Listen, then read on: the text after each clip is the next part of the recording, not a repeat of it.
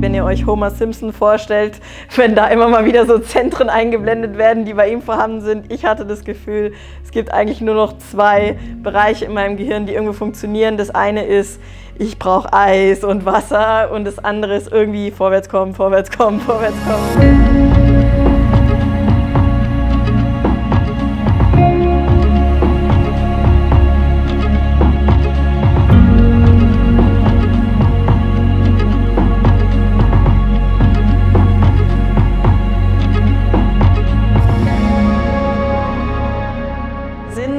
Eine Woche vor dem Rennen auf Hawaii dann rüber nach Kona geflogen.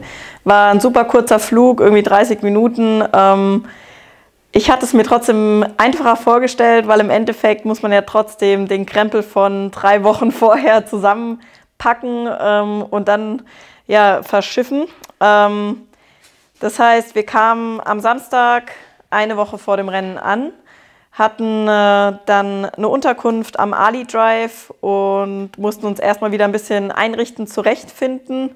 Auch hier kam mir zugute, dass ich eben vor 2 Jahren, bevor ich beim Xterra auf Maui gestartet bin, das Rennen in Kona angeschaut habe. Das heißt, ich war dort schon mal als Tourist.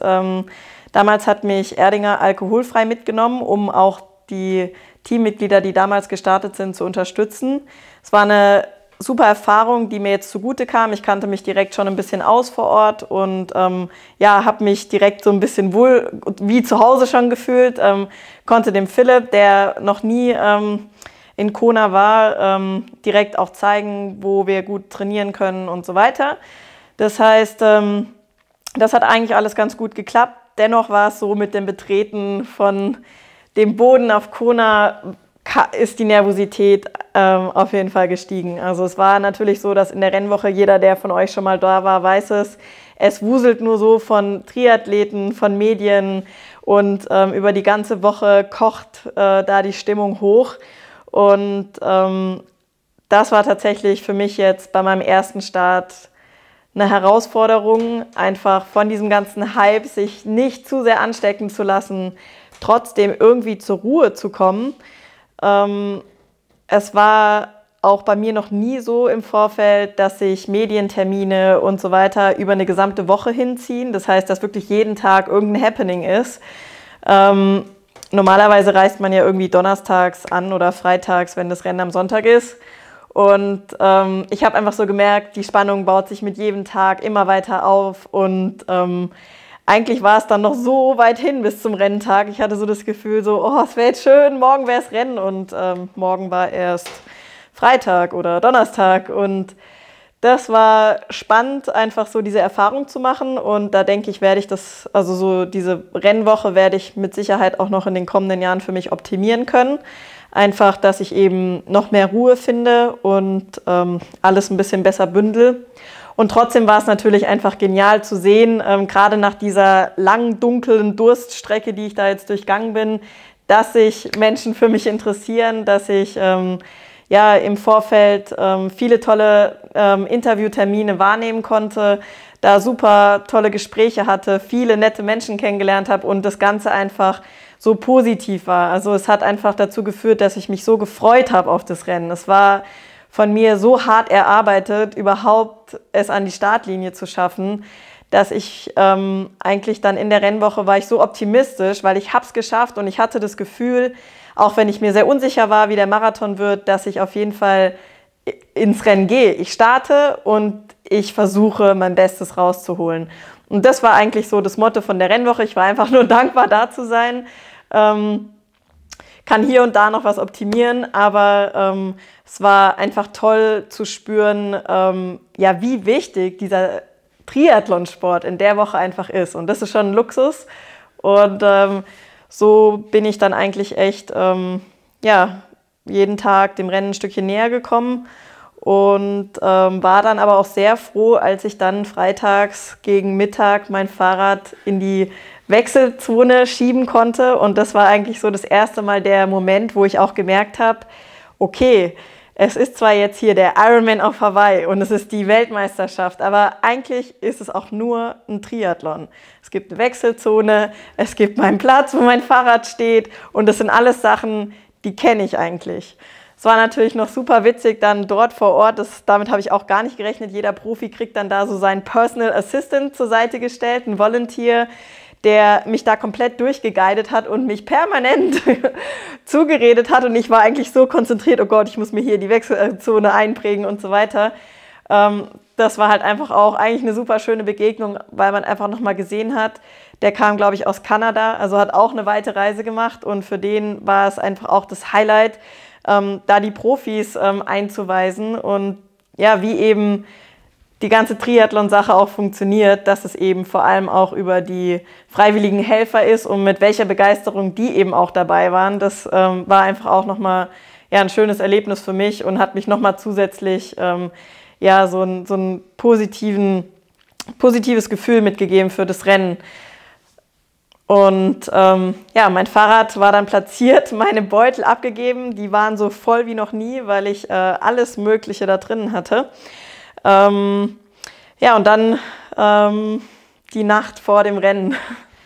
Ich habe mit Philipp viel über natürlich mögliche Rennszenarien geredet und auch, was er denkt, was eben für mich möglich ist, wie die beste Rennstrategie aussieht. Und natürlich sind das alles nur Theorien, die wir da ausarbeiten, aber die geben mir natürlich ein Stück weit auch Sicherheit, dass ich verschiedene Varianten einmal durchgespielt habe und weiß, wenn das und das passiert, ich habe das schlechteste Schwimmen in meinem Leben, bin allerletzte, wie verhalte ich mich dann? Oder ich habe das beste Schwimmen und begegne Lucy Charles in der Wechselzone, was mache ich dann? Also alle möglichen Szenarien, die unwahrscheinlichen, die wahrscheinlicheren mal durchgespielt und das hatte ich also alles abgespeichert und wusste eigentlich, egal was mir jetzt passiert im Rennen, ich weiß eigentlich, wie ich mich verhalten soll. Es hat die gesamte Nacht vorm Rennen geregnet. Ich schlafe in der Nacht vorm Rennen sehr wenig. Das heißt, ich habe das auch immer wieder gehört, es regnet, es regnet. Ich habe ein paar Mal an mein Fahrrad gedacht, was jetzt komplett durchnässt wird und gehofft und gebetet, dass die Schaltung am nächsten Morgen noch funktioniert. Ja, das war so ein bisschen die Unsicherheit. Ich bin dann aufgestanden, irgendwann um 3 Uhr und bin in meine Routine eigentlich verfallen, versucht was zu essen oder habe ein bisschen was gegessen und dann sind wir auch schon Richtung Wechselzone gefahren, um da einfach frühestmöglich auch vor Ort zu sein, um eben zu schauen, ob alles stimmt mit meinem Material. Die Luftfeuchtigkeit war extrem hoch durch den Regen, der hat dann langsam aufgehört, aber man hatte echt das Gefühl, es ist sehr wenig heruntergekühlt über Nacht und das Meer sah auch ziemlich wellig aus. Ich habe mir aber nicht so viel Sorgen gemacht, weil ich im Endeffekt jetzt auch schon über die Jahre so viele verschiedene Bedingungen erlebt habe in Rennen, dass ich eigentlich weiß, ich komme irgendwie mit allem klar und meistens je härter, desto besser für mich. Zum Glück war dann mit meinem Fahrrad alles super. Was ganz Besonderes auf Hawaii ist natürlich, dass diese ganzen Athletenmassen da Richtung Wechselzone strömen. Es ist noch dunkel draußen, überall brennen Fackeln und auch was ich so noch nicht hatte, ist das Bodymarking, dass man seine Startnummer auf den Körper gemalt bekommt und auch gewogen wird und erst dann eigentlich in die Wechselzone wirklich darf. Und das war auch irgendwie ja, eine besondere Erfahrung, die ich so halt auch nur aus dem Fernsehen bisher kannte. Also das habe ich, war ja noch nie bei dem Rennen. Und im Endeffekt war Gänsehaut pur eigentlich eben schon von dem Moment an, dass der Philipp mich aus dem Auto geworfen hat und ich da mich auf den Weg in die Wechselzone gemacht habe, weil man einfach spürt, jeder, der da jetzt auf dem gleichen Weg ist wie ich, ist super angespannt. Jeder hat irgendwie ja, seine eigene Nervosität und Rennen vor sich und das mit den ganzen anderen zu teilen, da habe ich mich dann doch auch ja, ein Stück weit geborgen gefühlt. Ich wusste einfach, ich bin nicht alleine. Der Startschuss war echt auch eine Art Befreiungsschuss, weil ich einfach so angespannt war. Ich wusste nicht, ob ich irgendwie heulen soll, ob ich mich freuen soll.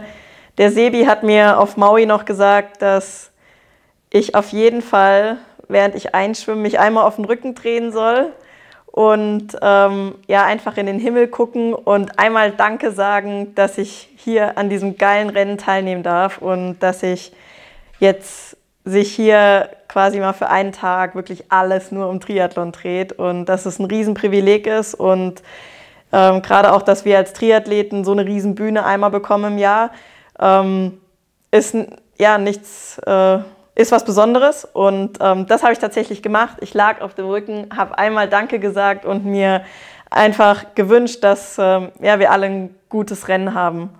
Und die Kanone wurde gefeuert und dann ging es los. Mein Schwimmrückstand war leider recht groß. Es war auch ja, eine Erfahrung, die ich, glaube ich, so einfach machen musste, weil das Schwimmen auf Hawaii einfach anders ist als bei anderen Rennen. Einfach auch durch die Masse der Athletinnen, durch das wellige Wasser. Ich habe auf jeden Fall irgendwie ein bisschen meinen Start, glaube ich, ja, verbaselt. Ich war recht mittig platziert und irgendwie hat es dazu geführt, dass ich sehr schnell eingekeilt war. Das blieb eigentlich auch so für die gesamten 3,8 Kilometer. Ich hatte ein paar witzige Erlebnisse während dem Schwimmen, weil ich einmal irgendwie zur Seite geguckt habe, dann habe ich Caroline Steffen gesehen und habe gedacht, yes, heute richtig guter Schwimmtag läuft bei mir, weil sie einfach eine starke Schwimmerin ist, normal. Ein paar Züge später habe ich zur anderen Seite geschaut, habe ein anderes Mädel gesehen, wo ich einfach weiß, okay, eigentlich sollte ich schneller schwimmen als sie. Dann war ich wieder etwas gedämpft und so ging dann das Kopfkino bei mir ein bisschen los. Ich wusste gar nicht so wirklich, auf was für einem Kurs ich da bin. Ja, dann nach dem Schwimmausstieg natürlich die Zeiten zu hören, war erstmal ein kleiner Dämpfer. Da hatte ich schon gehofft, dass ich mit weniger Rückstand aus dem Wasser komme. Einfach auch, weil ich mich sehr gut gefühlt habe im Pool.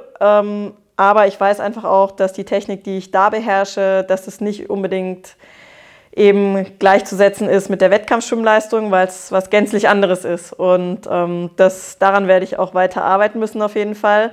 Nichtsdestotrotz, ich habe das dann schnell für mich abgehakt und wusste, okay, jetzt kommt eine Disziplin, in der fühle ich mich sehr stark. Die Vorbereitung lief sehr gut auf dem Fahrrad und da habe ich mich auch drauf gefreut. Bin dann eben auf mein Fahrrad, wusste, ich bin in einer Riesengruppe, also es waren, glaube ich, noch nie so viele Frauen um mich herum, als normalerweise bei den Rennen, wenn ich aus dem Wasser komme. Es ging dann auch ziemlich schnell die Post ab, also ich habe gesehen, es sind eigentlich alle um mich herum, von denen ich wusste, die werden auch hart Rad fahren. Eine Kimberly Morrison, eine Heather Jackson, Daniela Bleimehl,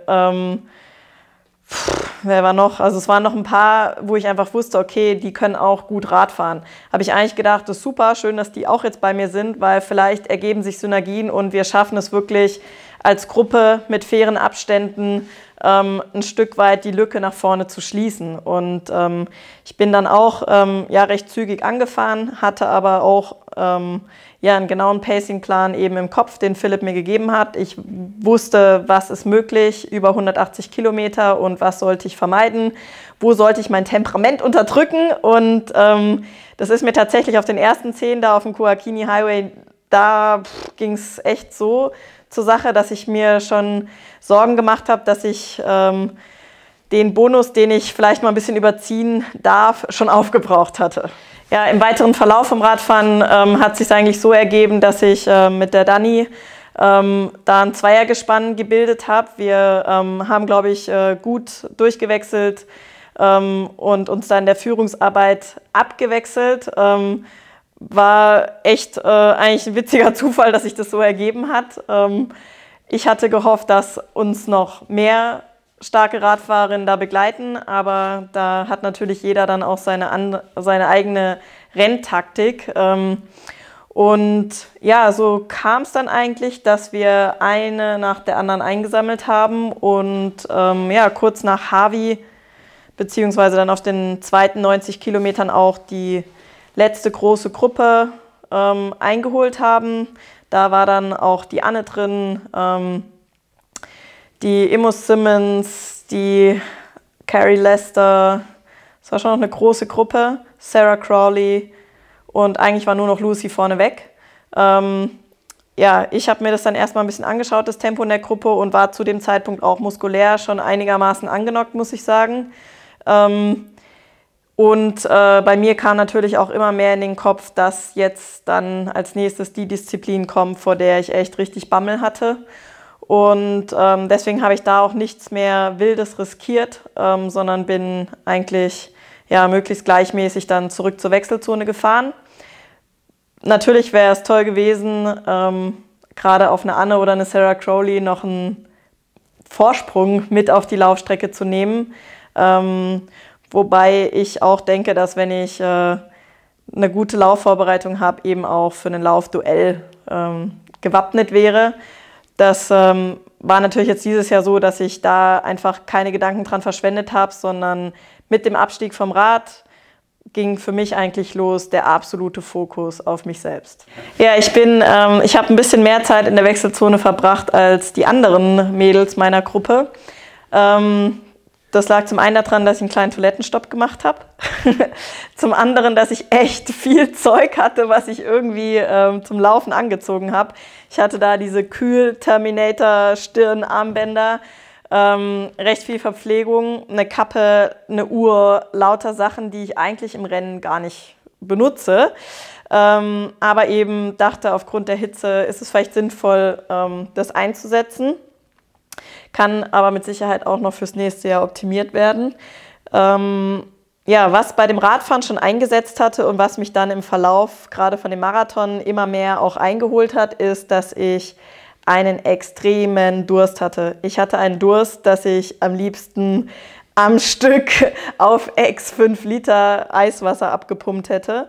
Und ja, die einen oder anderen von euch, denen wird es vielleicht auch aufgefallen sein, dass ich immer voluminöser wurde. Ich glaube, ich war die Einzige, die wahrscheinlich während dem Ironman irgendwie mehrere Kilo zugenommen hat. Ja, dazu vielleicht später nochmal was, woran das gelegen hat. Auf jeden Fall bin ich losgelaufen auf dem Ali Drive, hatte schon echt richtig schwere Beine vom Radfahren. Hatte mir natürlich auch im Vorfeld irgendwie ausgemalt, wie das sein wird, da zu laufen. Es war genial, die ganzen Menschen, die einen da angefeuert haben. Das führt wirklich dazu, dass man da erstmal gefühlt lang fliegt. Ich habe dann meine Uhr aktiviert, um eben vor allem nicht zu schnell loszulaufen. Ich wusste, dass das Tempo, was ich eigentlich laufen möchte, vermutlich nicht realistisch war oder es war nicht realistisch. Ich wäre dann mit Sicherheit richtig hochgegangen. Und ich musste mich dann sozusagen mit einem Pace zufrieden geben, der deutlich unter dem lag, was ich gerne gezeigt hätte. Es hat auch dazu geführt, dass sehr schnell Anne, Sarah Crowley und auch die Carrie Lester weggezogen sind. Ich habe die ziehen lassen. Ich habe gedacht, das Rennen ist noch lang, bleib einfach cool jetzt. Und habe mich dann wirklich wie so ein bisschen in so eine mentale Blase begeben, wo ich mich wirklich nur noch auf mich konzentriert habe. Ich habe versucht, so technisch gut wie möglich zu laufen, wirklich dann halt jede also Verpflegungsstelle wahrzunehmen und so viel wie möglich da auch zu trinken, eben auch aufgrund von meinem schlimmen Durst und auch die Verpflegung richtig zu machen. Habe dann tatsächlich sogar Carrie Lester recht schnell wieder eingeholt. Dann Rückweg Palani hoch. Palani war einfach so steil und lang, dass das eigentlich der Moment war, wo ich aufgehört habe, auf meine Uhr zu gucken, weil ich einfach wusste, so, oh, also den Kilometer jetzt wieder irgendwo reinzuholen, wird schwierig. Muskulär habe ich eigentlich wirklich schon nach Kilometer 10 gemerkt, das wird jetzt hart, also es wird richtig hart, so wie ich eigentlich gehofft hatte, dass es vielleicht erst so bei Kilometer 30 sich anfühlen wird. Ich habe wirklich einfach versucht, mich dann nur noch mit meiner Technik zu beschäftigen und habe aber auch gespürt, dass eben in meinem Kopf, in meinem Gehirn gar nicht mehr Platz für viele Gedanken waren. Es waren im Endeffekt, wenn ihr euch Homer Simpson vorstellt, wenn da immer mal wieder so Zentren eingeblendet werden, die bei ihm vorhanden sind. Ich hatte das Gefühl, es gibt eigentlich nur noch 2 Bereiche in meinem Gehirn, die irgendwo funktionieren. Das eine ist, ich brauche Eis und Wasser und das andere ist irgendwie vorwärts kommen, vorwärts kommen, vorwärts kommen. Und es war natürlich extrem hilfreich, immer wenn irgendwo jemand stand, der mich angefeuert hat. Philipp hat auch versucht, so viel wie möglich an der Strecke zu sein für mich. Das war super, das hat mir extrem viel geholfen, auch wenn ich eventuell keinerlei Regung nach außen zeigen konnte. Es kam auf jeden Fall bei mir an und hat mir geholfen. Richtig hart war dann tatsächlich der Moment auf dem Highway, ab dem keine Zuschauer mehr zugelassen sind. Dann war da plötzlich eine Stille Und ich habe echt das Gefühl gehabt, ich höre die Hitze und bin da irgendwie fast auf dem Asphalt kleben geblieben. Das wurde echt eine Erfahrung der besonderen Art, zumal dann auch der Punkt kommt, wo einem die Herren entgegenkommen und ich dann plötzlich da Leute habe gehen sehen. Ich sag nur Alistair Brownlee zum Beispiel, wo ich dachte so, was ist jetzt hier los? Oder auch den Jan, der einfach da super dominant, mega gut langgelaufen ist. Das ist dann schon spannend und das nimmt man dann auch wahr als Athlet. Auch Age-Grouper, die einem dann irgendwie noch entgegenkommen und einen anfeuern, das ist natürlich extrem cool, gerade weil es da so einsam ist. Und als ich aber auch die Jungs da habe so gehen sehen, habe ich mir gedacht, okay, es lohnt sich auf jeden Fall, jetzt hier alles reinzusetzen und jetzt gerade in dem Abschnitt, wo es jetzt so hart wird, wirklich weiter dran zu bleiben, weil es kann den Mädels genauso gehen. Obwohl ich noch nicht so viele Mädels habe irgendwie gehen sehen auf Hawaii wie Männer, muss man echt mal hier festhalten. Also von den Profifrauen erinnere ich mich eigentlich an keine Szene. Ja, dann ging es ins Energy Lab. Da habe ich dann erstmals auch gesehen, wie die Frauen platziert waren. Ich war an Position 4 und wusste, wenn ich den Platz jetzt halte, dann grenzt es eigentlich schon an Wunder. Einfach auch, weil hinter mir schnelle Läuferinnen waren, wie eine Heather Jackson und auch eine Daniela Ryf. Ja, also von daher habe ich da mich zusammengerissen, habe akzeptiert, dass ich immer schwerer wurde, wusste irgendwann nicht, ob sich nur die Beine so anfühlen oder ob ich wirklich schwerer werde. Und getrunken, was das Zeug hält. Und es war echt am Ende für mich ein kleines Wunder, dass ich Vierte werden konnte. In dem Feld mit Athletinnen hinter mir, die eine perfekte Saison hatten und auch die perfekte Hawaii-Vorbereitung. Und deshalb bin ich extrem stolz auf mich. Es war mit Sicherheit eine riesen Kraftleistung. Und ich war auch extrem fertig, vor allem in den Wochen danach auch, habe ich wirklich gemerkt, dass ich mit dieser Zeit, die ich gelaufen bin, 3:02, ich wollte eigentlich nie über 3 Stunden laufen, sei hier erwähnt. Damit muss ich jetzt leben und ich bin trotzdem halt super stolz. Und das Rennen hat mir gezeigt, dass ich kämpfen kann, dass ich bei den Bedingungen zurechtkomme. Wenn ich ein paar Stellschrauben noch optimiere, mit Sicherheit noch besser. Und ja, dass es einfach mega Spaß macht, sich in so einem starken Feld zu behaupten, in so einem tollen Rennen halt teilzunehmen und gegen so starke Athletinnen eben auch zu fighten, zu racen. Und ja, da freue ich mich drauf. Ich weiß jetzt, dass dieses Rennen mein Jahreshighlight nächstes Jahr wird und dass das Ziel Nummer 1 ist, dass ich eben diesmal fit an der Startlinie stehe.